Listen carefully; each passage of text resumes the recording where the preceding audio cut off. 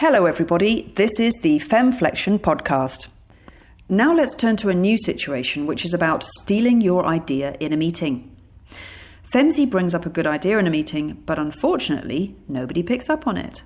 Hi Femzy, that was a good meeting this afternoon, don't you think so? I am so happy we took some good decisions today. Yes, very good indeed that we made decisions. I wanted to talk to you about the meeting we had today. You know, I brought up the visibility idea, but unfortunately nobody picked up on it. And then 10 minutes later, Manzi repeats my idea, and you're jumping at his idea. And even worse, you're praising him for his brilliance. Sorry, but this is very unfair. Femzy, I was not aware this happened. For sure, I would have given you all the credit if I'd have been aware. You're not listening to me when I speak in the meeting, boss. Perhaps I'm not assertive or speaking loud enough during meetings. I will work on this, but I need your help here as well. I need you to pay attention to me when I'm speaking up during meetings.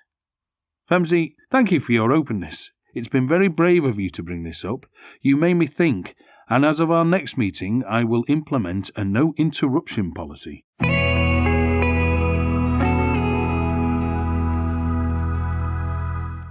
Let's talk a bit further about this kind of situation. Studies show when women speak up at work, they're more likely to be interrupted and less likely to be credited for their contributions. As a result, women speak up less than their male counterparts. There's even a special word for it, manterrupting. Manterruption is an unnecessary interruption of a woman by a man. According to Sheryl Sandberg, when a woman speaks in a professional setting, she walks a tightrope. Either she's barely heard or she's judged as too aggressive. When a man says virtually the same thing, heads nod in appreciation for his fine idea. Jessica Bennett phrases it as follows: ask any woman in any working place, and we all recognise the phenomenon. We speak up in a meeting only to hear a man's voice chime in louder. We pitch an idea, perhaps too uncertainly, only to have a dude repeat it with authority. We may possess the skill, but he has the right vocal cords, which means we shut up, losing our confidence, or worse, the credit for the work. We have some learning suggestions for you that can help you in this situation. First of all, and most importantly, retake ownership of your ideas, and you can do this by appreciating the person who spoke to you. Like, thank you so much for picking up on this idea again. Let me explain further. Then, pair up with a colleague to give you feedback. Get feedback on your performance in meetings and other interactions with other functions. How did you come across? What influence and impact did you have? How can you improve? Then we suggest you establish a mentor relationship with a senior leader. Hold regular meetings with him or her to discuss specific issues as they arrive and debate alternative courses of action to continuously improve your leadership presence.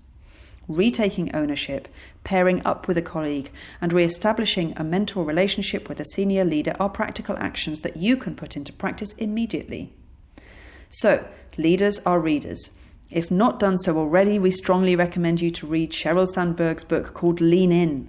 In this book, Sheryl, who is the Chief Operating Officer of Facebook, describes how women unintentionally hold themselves back in their careers. She encourages women to sit at the table, seek challenges, take risks, and pursue their goals with gusto.